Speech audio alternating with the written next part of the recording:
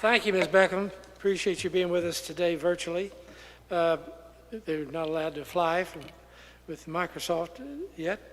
Mr. Surjit Mahant, he's Managing Director of K2 Integrity and the Head of the Cyber Risk Management Services. Thank you, sir. We look forward to hearing your remarks.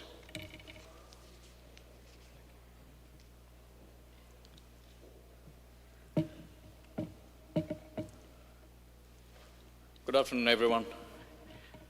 First and foremost, I want to thank Congressman Pittenger for having me here. Thank you to Alejo Campos for an excellent reception. And it's a pleasure to be here and speaking on the back of such eminent dignitaries and esteemed panelists. I'm here to present on the back of what my panelists before me said, more of a practical, pragmatic, and a practitioner's approach to cybersecurity. So as a part of my work, I reach out to public and private sectors equally and understand the issues that concern them most in the cybersecurity area and areas of risk. And one of the things that we have noticed overwhelmingly is the quantification of risk, the understanding and appreciation of what risk really means, how that gets translated in a cyber focus, and therefore, what is the required effort to go behind it and in fact address it. And most of the organizations generally struggle with being able to understand what is the gravity of the risk in terms of the cost of remediation versus doing nothing. But when it concerns national security, doing nothing is obviously not an option. Even otherwise, in the private sector, for example, doing nothing could very well be the difference between staying in business or shutting down. I very much compare that to the vaccination and the pandemic, and you'll probably hear a lot of analogy in my next couple of minutes of dialogue. When it comes to the pandemic, it's almost like the vaccination. You have a choice to take it for whatever protection it can offer, or do nothing, which is really expose yourself. In terms of the domains that some of the people before me have spoken about, we really look at it from three perspectives: the external threats, the internal threats, and the systems themselves, right? So it seems to form somewhat of a trinity of sorts. When you talk about external, internal, and systems, you talk about confidentiality, integrity, and availability. You talk about people, process, and technology.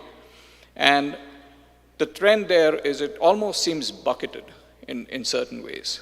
And one of the major challenges that the world is facing today, in terms of being able to address these risks, is the silo nature of looking at it. There is a theme developing here in the conversation about building bridges, transparency, sharing information, collaboration, which is fundamentally so important because the technology is there. Like the panelists before me, Scott mentioned, we all have the power in our hands in terms of the technology and the speed and the processing aspect of it. The information is out there, so how do you connect the dots? And what are those dots that need to be connected? Risk assessment, I feel, is underrated in certain ways, and it needs to be evaluated in a much more deeper manner.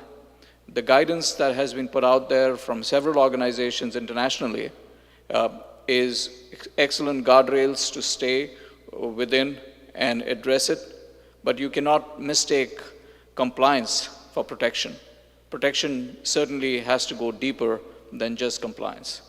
And I feel that these silos that have built over time in terms of the departments not having the ability or the vision or just not having enough bandwidth to be able to share the information is going to be critical to how it plays into the overall approach and how far-reaching the effort to mitigate and remediate those risks is concerned. Being here in Panama and looking at the Panamanian, the Panama Canal, it kind of gives me the thought of bridging that gap, bridging the gaps between the silos. A fraud team in an organization needs to be talking to the cybersecurity team, and maybe in the quest of explaining this, I'm kind of venting a little bit, so you'll have to excuse me on that. But these are the tactical problems that a practitioner faces, and I think there is enough gravitas in this room to be able to change those things, to be able to get the visibility that is required, the appreciation, like I said, for the areas that need to be addressed. In terms of, again, using another analogy of the pandemic, over the last 2 years we have grown to sanitize everything that we see within reach, and it has to be taken down to the third-party vendor risk management program, for example. The riskiest aspect of the enterprise is at times, and it's proven statistically, it lies mostly with the endpoints, the connections that you have to the outside world. And they are either your vendors that you deal with. We spoke about China, and we talked about buying equipment and all of those things, but it doesn't even have to go that far. On a day-to-day basis, any given organization has hundreds and thousands of vendors that they deal with, and those could very well be your weakest link. The vetting process for vendor management, the vetting process from a cybersecurity perspective, particularly the due diligence that needs to be done, has to be an extremely important aspect of how cybersecurity is being addressed. Today, with the work from home situation, I think the attack surface for cyber has grown exponentially. And the digitization, as expeditiously as it has happened, it has opened up tremendous amount of volume to be protected. Every endpoint is connected. Lateral movement, as we call it in our lingo, is essentially exposing every device, not just your home, not just your network that you work on internally, but externally exposing your organization just by virtue of having that capability of being able to connect from wherever and getting onto the corporate network or enterprise network. And when you are a public service employee, you can just magnify that multifold. The other aspect that I think is critical in the effort to strengthen cybersecurity is a culture of compliance.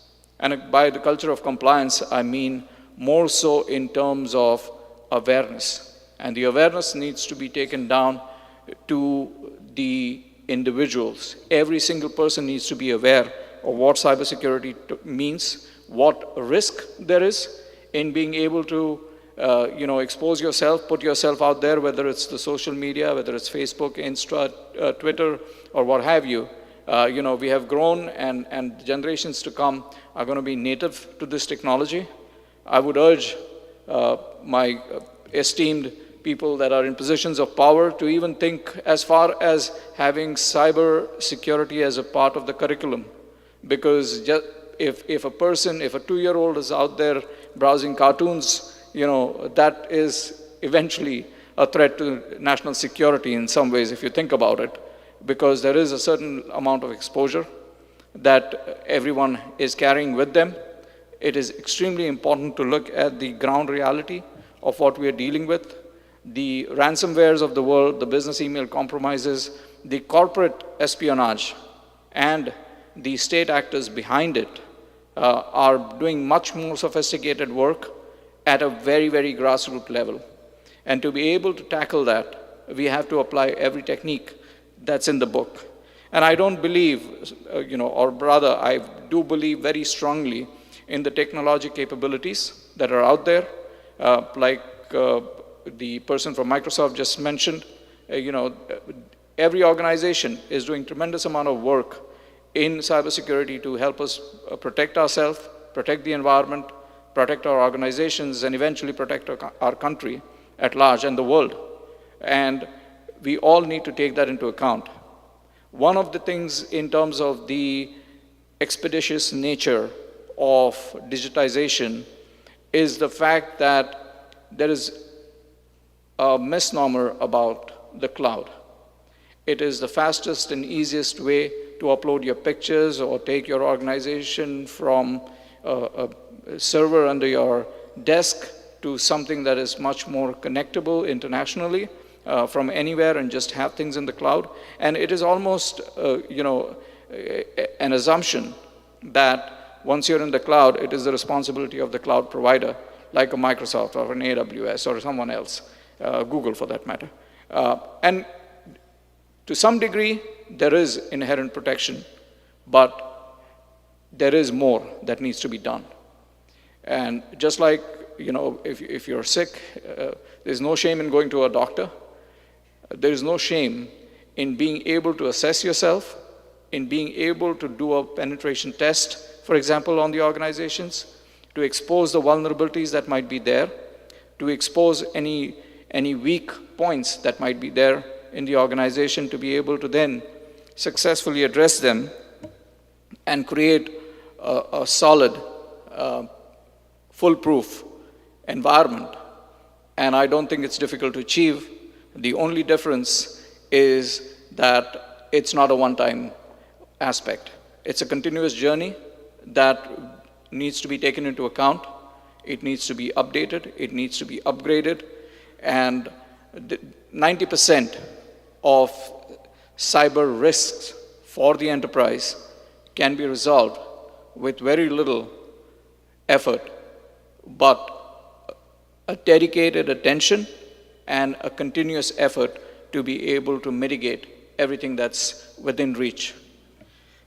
The anomaly detection, the transaction monitoring, things that came up during the course of this discussion are extremely important and extremely achievable at the same time. Data, which is the holy grail of everything, a lot of times the first question that I end up asking the people I work with, the organizations that I come across, is, do you know where your data is? And the question, unfortunately, is not an overwhelming yes.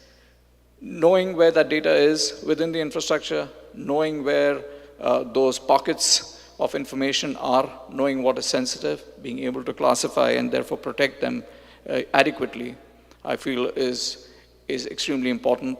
These are all the proactive aspects of it. Incident response these days is getting better.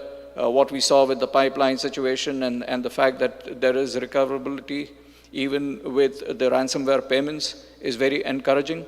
And I think with the effort, with the joint effort of the public-private sector, with the ability to collaborate, with the ability to share information, meaningful information, that is really going to help across the board, all avenues and all areas, all sectors, regardless, to make this world a better place. I strongly believe that we can achieve it, and I think this is a great forum. Once again, thank you, Congressman, for having me here, and I'm happy to take any questions. Thank you.